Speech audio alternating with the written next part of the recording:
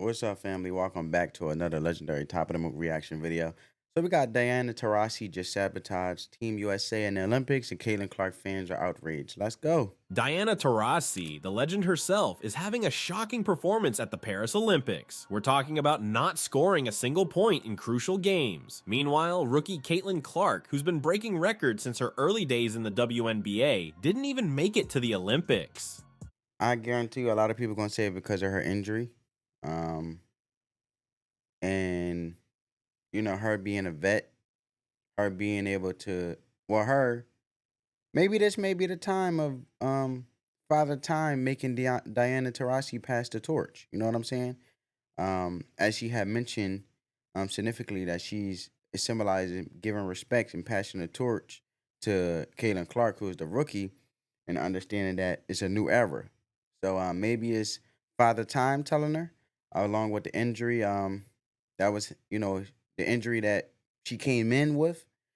Before the women's team USA proceeded to go to the USA and they proceeded to represent the USA and go to the Olympics in Paris. Caitlyn's fans, who were devastated by her exclusion from Team USA, seeing Diana underperform is making them furious. Taurasi, who's been a pillar of USA basketball for years, is having what might be her worst tournament ever. In 3 games, she played 35 minutes, and here are her stats. Dang. 2 points, 2 assists, 3 rebounds, and 5 fouls. That's it. That's the stat line. 5 fouls? Fouling out like that? See, a lot of people are saying that Caitlin Clark should continue to build up her skill set, continue to get her feet wet, transitioning from college basketball to the WNBA, and she's a rookie, and you know uh, they're saying that she should do just like it has been done, and always been done with rookies, is worrying about the transition instead of worrying about trying to join the Team USA, right? A player who should be leading the team to gold, but I disagree. I believe if or no matter if a rookie or not showcase the skill set to represent the USA and represent the magnificent, phenomenal sport of basketball from a men or woman perspective, being a rookie doesn't absolve them for how phenomenal they're doing and how significant they could be along with the skill set that they bring to whatever team, whether it's the Team USA or their own team, and being a viable player because that's why they're in the league in the first place, gets worse. In the game against Germany, Taurasi put up an ugly stat line: 0 points, 0 rebounds, 0 steals, 0 blocks, and just 1 assist. She was completely invisible on the court. Now, I'm not here to bash Taurasi. She's a legend of the game, no doubt, but at 42, it's clear she's not the same player she once was. And it's raising serious questions about why she's still getting significant playing time when Team USA has a bench full of young, hungry talent ready to shine. This situation isn't just affecting Taurasi's legacy, it's impacting Team USA's performance. While they're still winning games, they're not dominating like we're used to seeing. They even fell behind by 9 points in the first quarter against Germany. For a team that should be head and shoulders above the competition, that's a major red flag. And this brings us to Caitlyn Clark's exclusion from Team USA. This decision has sparked a firestorm of controversy, and for good reason. Clark isn't just good, she's redefining what it means to be a rookie in the WNBA. Let's look at the numbers. Clark is averaging 17.1 points, 8.2 assists, and 5.8 rebounds per game. Sheesh. Shout out to Caitlyn. Shout out to CC, man. Leading all rookies in scoring and is second in assists league-wide, but it's not just about the stats. Clark has an incredible ability to elevate her team's performance and create excitement whenever she steps on the court. The decision to leave Clark off the Olympic roster is being called one of the biggest blunders in women's basketball history. Critics argue that the selection committee, including names like Dawn Staley and It's crazy because Dawn Staley even admitted that she tried to make it like, oh, she's not playing the way she was playing now when she first came in. It doesn't matter. It still doesn't discredit her for the simple fact that she's basically saying that we should have put her on the Team USA. And I feel like they can still put her on there, bro. It is what it is. Like, make the change, make the transition. If it's going to represent the United States in a positive light, let alone the force, United States and the country and the land of the free always been represented and always significantly seen as strong and um, always had that power, right? Like with our military, shout out to individuals, shout out to veterans, shout out to individuals in the service, the strong individuals and courageous individuals who fought tooth and nail, um, with a lot of, they put their life on the line, let alone carry the nation, and in this case, the USA, on their backs to represent being strong and courageous in the land of the free and a land of opportunity. We're always symbolized as being an impactful force, right? And always represented as a strong country that's invincible. And then when we're going to be displayed from an international standpoint, the same way we like to be displayed with our military and the power that we have in the force, I feel like it should be back in as well in the Olympic Games, representing the country to the utmost ability, right?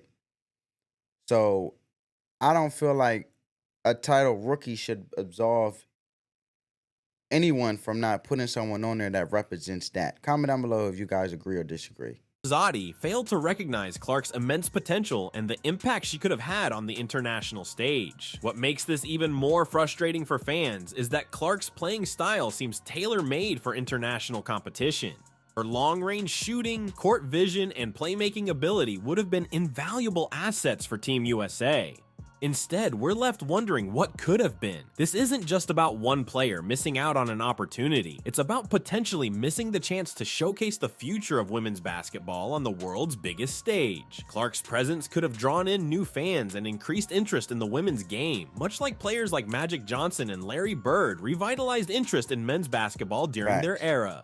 The fan and media reaction to Clark's... And like I said before, I believe Angel Reese and Caitlyn Clark can be that Larry Bird and Magic Johnson, rivalry and so forth. Exclusion has been nothing short of explosive, but it's not just fans. Come on, bro. The disrespect is crazy, bro. Don't play around with me. Don't play around with me with this ass, bro. Like, excuse me, family. Sorry about that. Let's continue. Even sports analysts and former players are questioning the decision. One of the most vocal critics has been Lisa Bluter, Clark's college coach at Iowa. Bluter called the decision ridiculous and a missed opportunity for women's basketball. She argued that Clark's popularity and skill set could have brought unprecedented attention to the sport during the Olympics. The frustration isn't just about Clark's absence. It's amplified by the struggles of some veteran players on the team, especially Diana Taurasi. Fans are questioning why a clearly declining player is getting minutes while one of the game's most exciting young talents is left out. This controversy has sparked a broader debate about how Team USA selects its players. Are they prioritizing past accomplishments over current form? Is there a bias against younger players? Some have even suggested there might be personal or political reasons behind. I feel like it's personal. Look, they didn't even embrace Caitlyn Clark for how valuable she is when she came into the WNBA, let alone all the petty remarks and so forth that took place. Come on, man. Clark's exclusion, though these claims are speculative. The impact of this decision is already being felt in terms of public interest. The USA women's team games, which usually draw a lot of attention, are seeing lower viewership. A recent game drew only 13,000 spectators, a far cry from the packed arenas we're used to seeing for USA basketball. This situation has exposed a disconnect between what fans want to see and what the selection committee thinks is best for the team. It's a classic case of old guard versus new blood, and right now, it seems the fans are firmly on the side of the new generation. While Team USA struggles to find its rhythm in Paris, Clark has been lighting up arenas across America. In her short time in the league, Clark has already made history. She became the first rookie in WNBA history to record a triple-double, but that's not all. She also set a new record for assists in a single game with 19. This isn't just good for a rookie, this is elite-level play that's reshaping the league. Clark's impact goes beyond her individual performances. She's become a transformative figure for the Indiana Fever. Before her arrival, the Fever was struggling to fill seats. Now, they're seeing record crowds. In just 5 home games this season, they've already surpassed last year's entire attendance. That's the Caitlyn Clark effect in action. That is true. Even if you look at the All-Star, the WNBA All-Star players versus the Team USA, the ratings and the views with that. You know what I'm saying? Her popularity isn't limited to Indiana. Wherever the Fever play, arenas are packed with fans eager to see Clark in action. We're talking about crowds of over 20,000 for regular season WNBA games, numbers that were almost unheard of before Clark's arrival. But perhaps the most impressive aspect of Clark's game is her ability to make her teammates better. Her court vision and passing ability have elevated everyone around her. Aaliyah Boston, another rookie on the Fever, has particularly benefited from Clark's presence, with the two forming a dynamic duo that's giving opponents nightmares. All of this begs the question, how much more exciting could Team USA have been with Clark on the roster? The energy and excitement she brings to every game is exactly what international competition craves. Now, let's talk about what we can expect from Caitlyn Clark in the second half of the WNBA season. With the Olympic break giving her a much-needed rest, Clark is poised to come back even stronger. First, let's remember that Clark has been playing basketball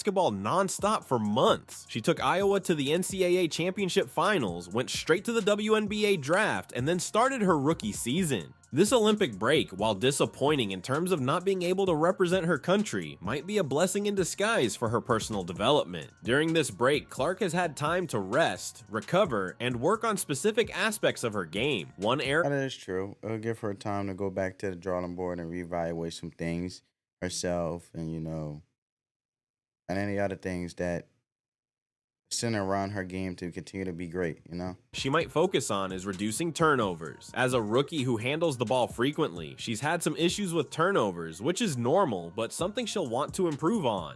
We can also expect Clark to come back with even more determination. This motivation could translate into even more spectacular on-court performances. Looking at her trajectory so far, it's not unreasonable to expect Clark to make a run at the Rookie of the Year award. She's already one of the top contenders, but a strong second half could cement her claim to the title.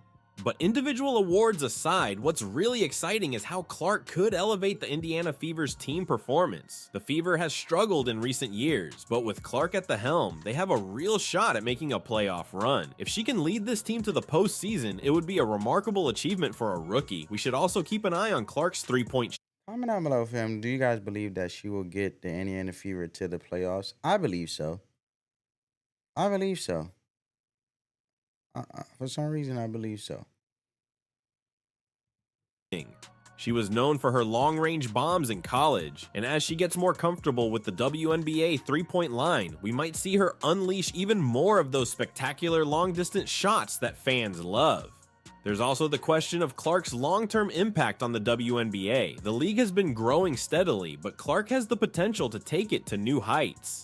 We're talking bigger TV deals, more mainstream media coverage, and a level of stardom that could rival the NBA. Expectations are sky high. Every game, every play, she's under the microscope. Can she handle the pressure? Will she continue to improve? Well, she already is handling the pressure, and she's doing a quite amazing job, being very humble. You know what I'm saying? Will we see a sophomore slump? The answers to these questions will shape the future of women's basketball, and the most exciting part, it's all going to unfold before our eyes in the coming months. What are your predictions for Clark in the second half of the WNBA season? Will she lead the Fever to the playoffs? Will she win Rookie of the Year? Drop your thoughts in the comments below. I want to see a real debate happening comment down below, family. This is a question. Drop your thoughts in the comments below. To the playoffs. Will she Clark in the second half of the WNBA season? Will she lead the Fever to the playoffs? I believe she'll lead them to the playoffs. Comment down below, family. Rookie of the Year. She will be the Rookie of the Year. She's done a phenomenal job. Comment down below if you guys believe that as well. Drop your thoughts in the comments below. I want to see a real debate happening down there. Your opinions matter and help shape the conversation around this sport we all love. And if you enjoyed this breakdown and want to stay on top of all the latest WNBA drama and analysis, make sure to hit that subscribe button and turn on notifications. We're covering. All right, family. I hope you guys enjoyed this video. I'm curious to see you guys' thoughts, insight, and perspective. Spread that peace, love, and positivity. Let the love supersede the hate. Until next time, family.